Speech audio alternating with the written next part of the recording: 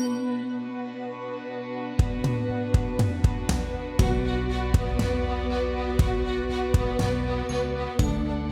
stopped at a stoplight, so I figured it was a good time to make a video, but it's a bus, so since I'm driving it, I probably shouldn't be on the camera, so I'm gonna let y'all go, and I'll be back when we have the bus to the building. I didn't actually get started working on this till about 2:30. Pretty much stripped, and actually all the seats are loaded up in my truck to go to the scrapyard. But yeah, not too bad. The biggest thing is, as you can see, we have this bucket of wiring, which actually it looks like a mess, but it's all been laid out on the floor outside, and then we gently coiled it up in there. Everything on the entire wire harness we've taken and labeled, because I don't know exactly what all I'm going to want to use, but I know I'm going to want to use some of it. This thing has all sorts of kill switches for if the doors are open, or DT 466 Allison automatic. This thing is pretty sweet, and it's only got 105,000 miles on it, which for one of these diesels is nothing. I mean, this thing is actually really super clean, and it's super nice bus. Hydraulic brakes. Anyway, so that's the bus. A couple hours worth of work. I'm gonna cut the sides out in pieces so that they're small enough for me to carry, but you know, decent size, and then we'll get them loaded in the back of the truck. I'm just gonna scrap the whole thing all the way up to the cab driver area. Many of you who have watched my other videos know I love cutting things apart, so cutting this giant bus apart was actually a whole lot of fun. I was able to stack up all the steel and take it to the scrapyard.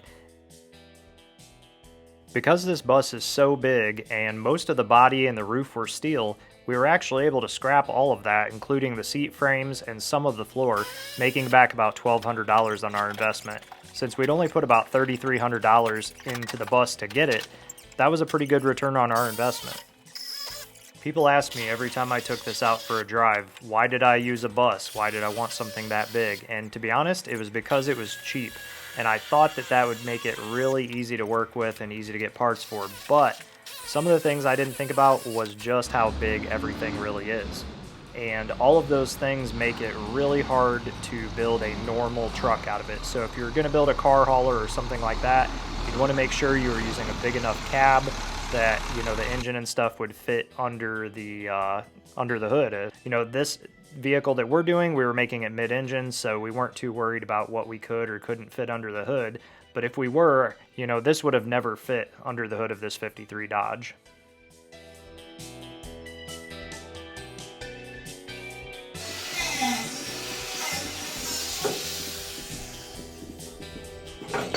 So we got the new frame rails in. I had them made.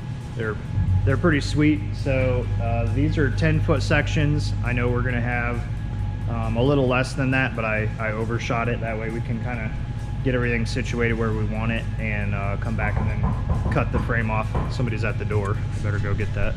You know, we're gonna V this out and then weld this entire piece, you know, all the way. So there'll be a lot more weld than if we were just you know, straight cut it down. That gives us a lot more surface area for bonding. And then we'll box in the inside of this too. So that's what it looks like right now. I'm about to get the grinder out.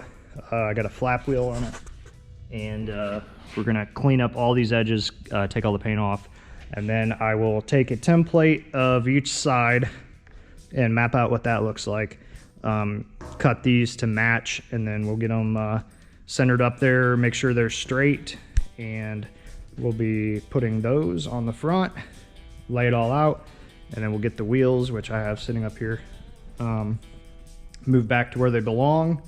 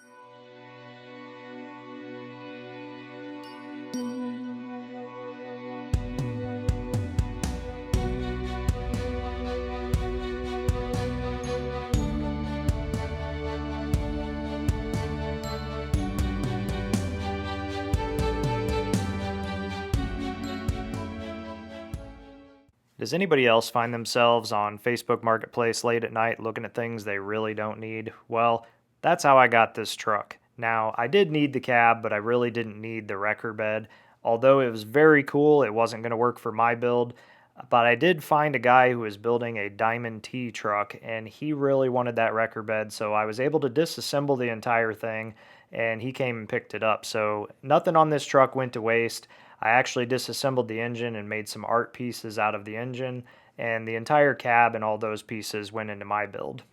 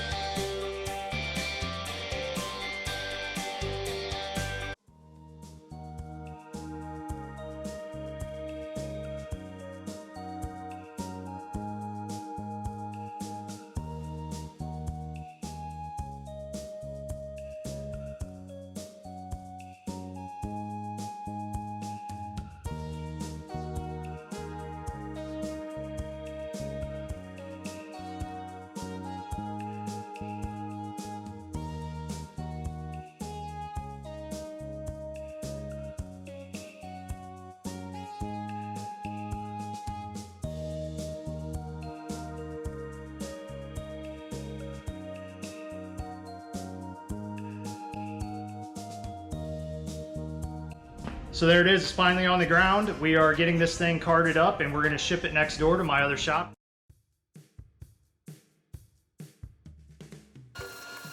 One of the great things about making this mid-engine was I could just cut the firewall out and replace it with a flat piece of steel.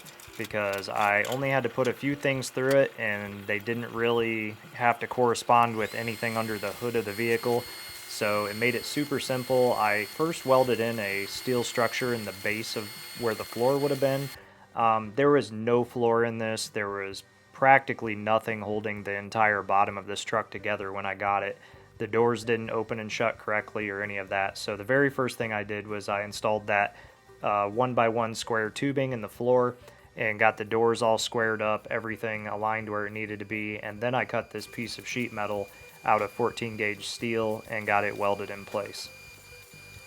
Some of the holes you'll see me closing up are rust holes, but some of them were for the vent system. You know, these old trucks didn't have air conditioning, and so they had vents where you'd pull a knob and it would pull a cable that would open a vent, you know, up under the firewall or in the fender well and let air into the truck.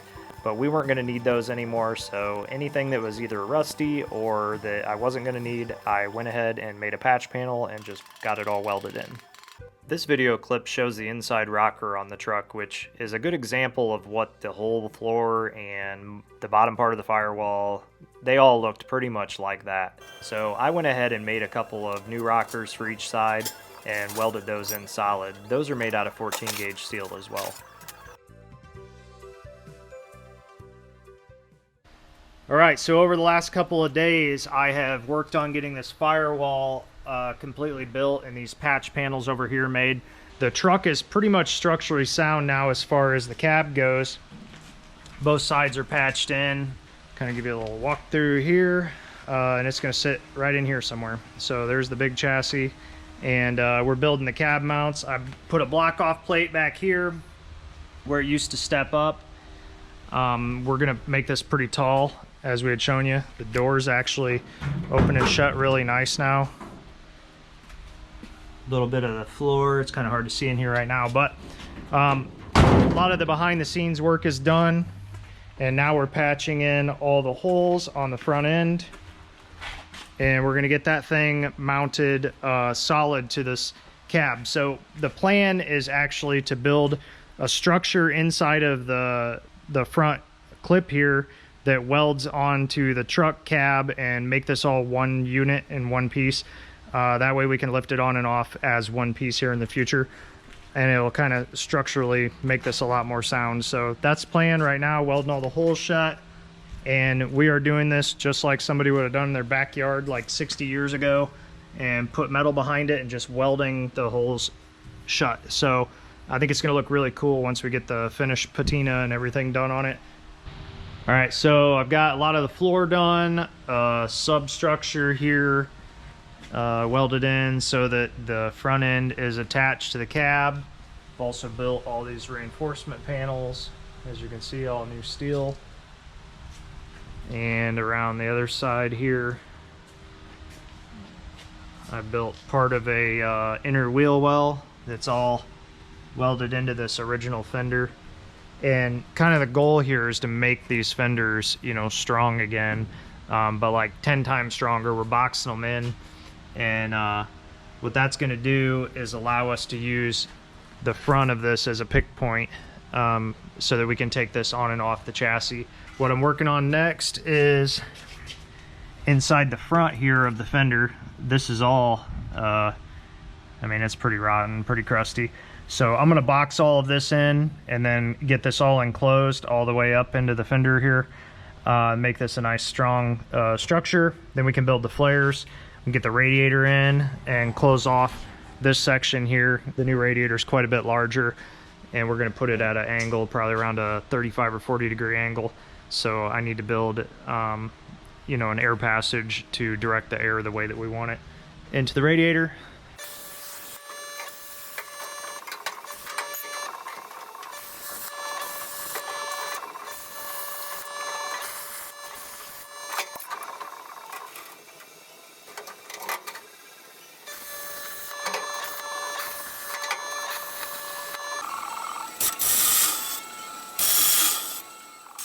This truck had some pretty unique fender flares on it, but they weren't quite wide enough for what I needed, and the actual fender edge was rusted off. So I took some angled steel, cut slits in it so it would curve, and I put that up in the fender well, and now I'm plug welding it from the outside.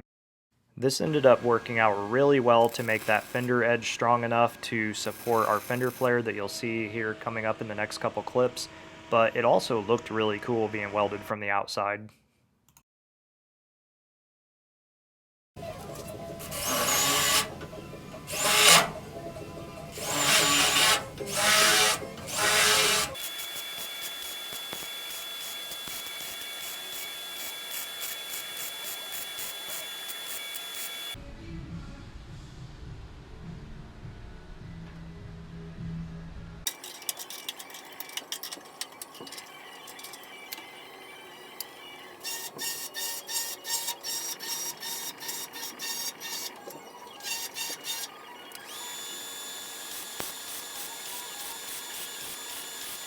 I wanted to use the flares that came with the truck, but I had to widen them about 10 inches. So I took a 12-inch wide piece of steel and bent it around the shape of that wheel well. That was my base for starting the new fender flares, using new stuff and some of the old stuff.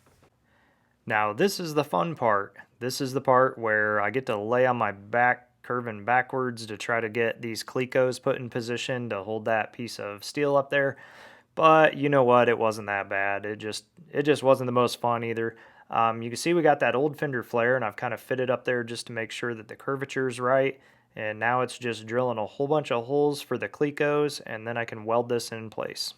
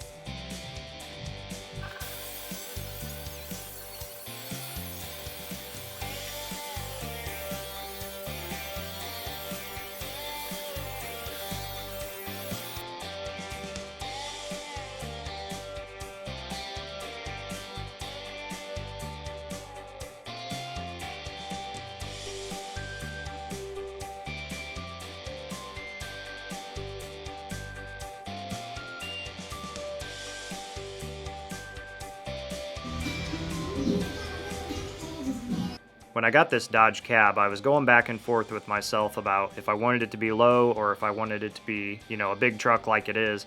And so I asked everybody online their opinions, and everybody thought it would look really cool to go big. And I'd never built anything this big. Normally I go low, so this was kind of an adventure for me. But we ended up with just over 9 feet at the roof line, and that was with the bags completely inflated. The driving height was more around 8'6".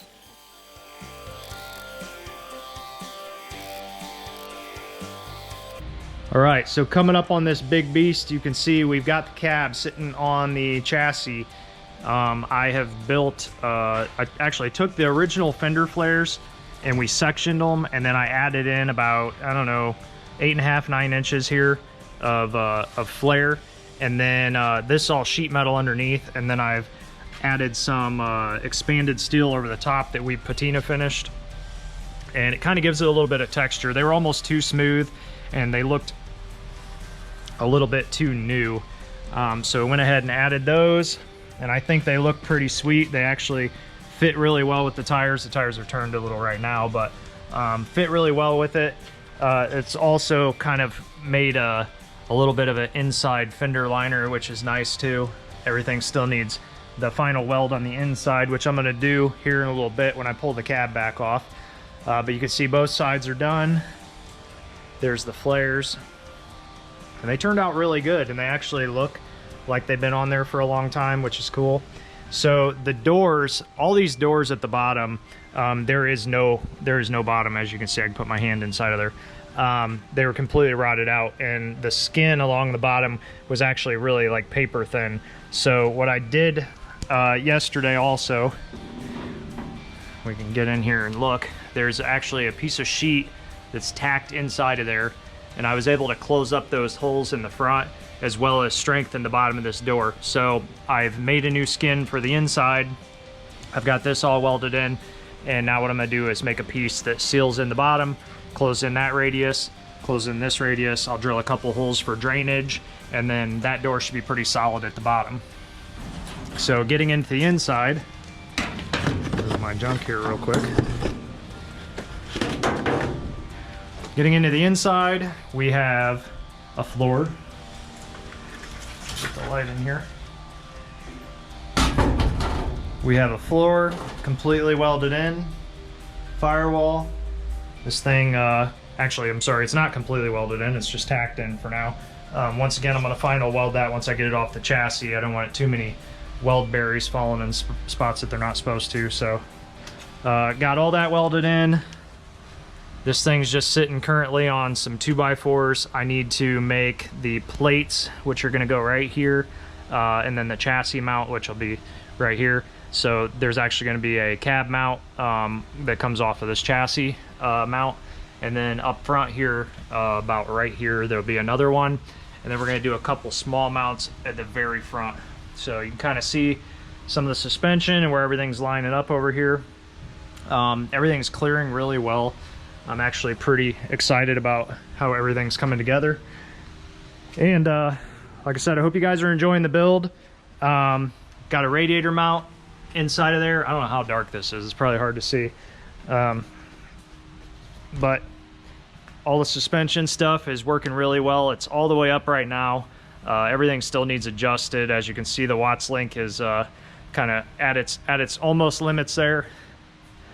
But once we get all that stuff adjusted, it should be pretty good. I've got a sway bar coming in. We're going to build a mount off the front here that's going to hold a sway bar, because this thing's fairly rocking and rolling right now with just these bags. I've ordered some really cool headlights that are going to go in here. Got a visor we're going to build, and the front bumper.